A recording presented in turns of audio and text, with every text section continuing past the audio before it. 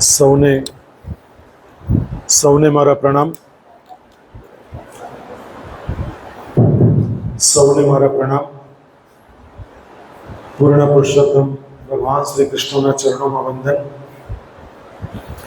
આજના વિશ્વ વસ્તી દિવસના કાર્યક્રમમાં ઉપસ્થિત મારા સ્નેહી અને પરમ મિત્ર આદરણીય આચાર્ય શ્રી ડૉક્ટર વિનોદભાઈ પટેલ, મારા vice principal doctor Hiteshbhai Patel, economics ડિપાર્ટમેન્ટના અધ્યક્ષ doctor Arvindbhai, doctor Dilipbhai Chaudhari, doctor Bhupatbhai, તમામ અધ્યાપક મિત્રો અને વહાલા દીકરા દીકરીઓ. ગારડા કોલેજ વિશ્વ વસ્તી દિવસ આજે ભારત વિશ્વના નંબર 1 ઉપર છે વસ્તીની દ્રષ્ટિએ. આપ સૌ જાણો છો, તમે ચેટ જીટીપી બધું જ કહી દેશે, તમે જે પૂછશો તે તમને કહેશે. આખા વિશ્વની 8 અબજ કરતાં પણ વધારે વસ્તી ધરાવનારું વિશ્વ છે. આ માત્ર માનવ વસ્તીની વાત છે. હું માત્ર આખા વિશ્વને કદાચ કેટલું આપણે સ્પર્શી શકીએ ને કેટલું સુધારી શકીએ મને બિલકુલ ખબર નથી, પણ એટલીસ્ટ જેની સાથે હું રોજ સંપર્કમાં છું એને તો હું ચોક્કસ એક મેસેજ આપી શકું છું કે ભારત એ વિશ્વમાં નંબર 1 દેશ છે. ચાઇનાને પણ આપણે પાછળ પાડ્યો છે વસ્તીની દ્રષ્ટિએ, પરંતુ ભારત વિશ્વમાં નંબર 1 હોય તે વખતે ગારડા કોલેજ એના માટેનું ઉત્તમ ઉદાહરણ છે. સાહેબ, જે દિવસે મેં 22/6/2015 ઇન્ચાર્જ પ્રિન્સિપલ તરીકે ચાર્જ લીધો ત્યારે 1100 વિદ્યાર્થી કોલેજમાં અભ્યાસ કરતા હતા. આજે મને કહેતા બહુ જ આનંદ અને ગર્વ થાય છે કે આજે મારી કોલેજમાં સાહેબ 4000 વિદ્યાર્થીઓ અભ્યાસ કરે છે.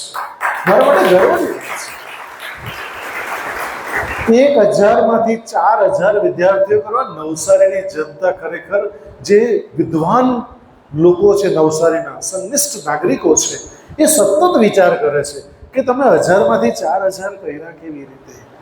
મિત્રો, આ બાળકોની જે વસ્તી છે, તમે જે ગારડા કોલેજમાં આવ્યા છો ને, કદાચ તમારા જન્મ પહેલાં બીજ વવાઈ ગયેલું કે તમે આવશો તો ગારડા કોલેજમાં જ આવશો અને તમે FYBAમાં ઇકોનોમિક્સ જ લેશો અને તમે ગારડા કોલેજમાં અરવિંદભાઈ, કેસી પટેલ, દિલીપભાઈ ચૌધરી જેવા સંનિષ્ઠ અધ્યાપકોના હાથ નીચે ભણશો. આ લખાઈ ચૂક્યું હતું. વસ્તી વધારો એ બંને પાસાઓ છે, પણ મારી દ્રષ્ટિએ આશીર્વાદ સ્વરૂપ છે.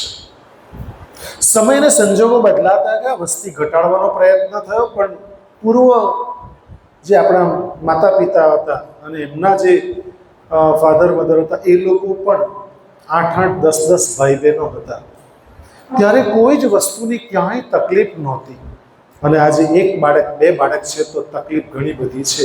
એના 5 મુદ્દાઓ આપ સમક્ષ મૂકીને હું મારી ચર્ચાને અલ્પ વિરામ આપીશ. પહેલું, ભારત અને નવસારીમાં જે બાળકો મારા અભ્યાસ કરે છે, આપણને સ્પર્શ કરીએ છીએ માટે એક ફિઝિકલી મજબૂત હોવા જોઈએ. આરોગ્યની સુવિધા મજબૂત હોવી જોઈએ. નંબર 2, શિક્ષણ ક્ષેત્રે મજબૂત હોવા જોઈએ. અને એટલું તો હું બહુ આત્મવિશ્વાસપૂર્વક કહી શકું છું કે ગારડા કોલેજમાં ભણતા તમામ બાળકો, જે લોકો અમારા અધ્યાપકો સુધી પહોંચી શકે છે, એ બાળકોને માનવ બનાવીને છોડીશું. માનવ બનાવવાની ઇન્સ્ટિટ્યૂટ એ ગારડા કોલેજ છે. કારણ અમારી પ્રતિજ્ઞા છે દરેક અધ્યાપકોની કે શિક્ષણ થોડુંક ઓછું ચાલશે, સંસ્કાર એક પણ ઓછો નહીં ચાલશે. એટલે શિક્ષણની ઉત્તમમાં ઉત્તમ સુવિધા પ્રાપ્ત થાય. તમામ બાળકોને જાહેર મંચ ઉપરથી કહું છું, સર સાથે હમણાં જ વાત કરી, સરની કોલેજમાં પણ સર એ જ રીતે કામ કરે છે કે જે બાળકોને ઇકોનોમિક્સમાં કે તમે જે પણ વિષય અભ્યાસ કરો છો એ વિષય કોઈ પણ વિષયમાં કંઈ પણ સમજણ નહીં પડે તો જે તે પ્રોફેસરને તમારે લેક્ચર પૂર્ણ થયા પછી તરત મળી લેવું કે સર આ મુદ્દા મને સમજ નથી પડતી, સર એ સમજ પાડશે. 1 વખત નહીં, 25 વખત તમને સમજ પાડશે. જ્યાં સુધી તમને સમજ નહીં પડે ત્યાં સમજ પાડશે. આ ઉત્તમમાં ઉત્તમ સુવિધા ગારડા કોલેજ 0 પીરિયડ પણ તમને આપી શકે છે. એકાઉન્ટન્સી, કોમર્સમાં કોઈને નહીં સમજ પડે દાખલા તો તમારે ટ્યુશન લેવાની. અમે અગાઉ પણ કહું છું, આજે પણ કહું છું, બીકોમના કોઈ વિદ્યાર્થી બેઠા હોય તો તમારે ટ્યુશન લેવાની બિલકુલ જરૂર નથી. ગાયડા કોલેજમાં આટલા મારા ઇન્ટેલિજન્ટ અધ્યાપકો છે, તમારા માટે જ છે. અપોઇન્ટમેન્ટ તમારા માટે જ થયેલી છે દીકરાઓ, રાઈટ? એટલે તમારું આરોગ્ય સારું હોવું જોઈએ. બીજું, તમને શિક્ષણ સારું મળવું જોઈએ. ત્રીજું, તમને સુવિધાઓ સારી મળવી જોઈએ, રાઈટ? તમારા સામાજિક સંપર્કો શ્રેષ્ઠ હોવા જોઈએ. તમારું આધ્યાત્મિક લેવલ ખૂબ ઊંચું હોવું જોઈએ. મિત્રો, આ મૂળભૂત પાયા છે. અને ત્યાં જે આપણે હચમચી ગયા છે ને, ત્યાં 2-3 વાત ખાલી કરું કે એક મણિપુર જે આજે પણ સળગી રહ્યો છે. મેં જ્યારે સાહેબ સમાચાર મારો એક દીકરો ગયેલો હતી આર્મીની ટ્રેનિંગમાં, એણે જે વાત કરી છે કે સર, મણિપુરમાં 15-16 વર્ષના બાળકો AK-47 AK-56 લઈને ફરે છે. મણિપુરની આ પ્રેક્ટિકલ સત્ય બાબત છે મિત્રો.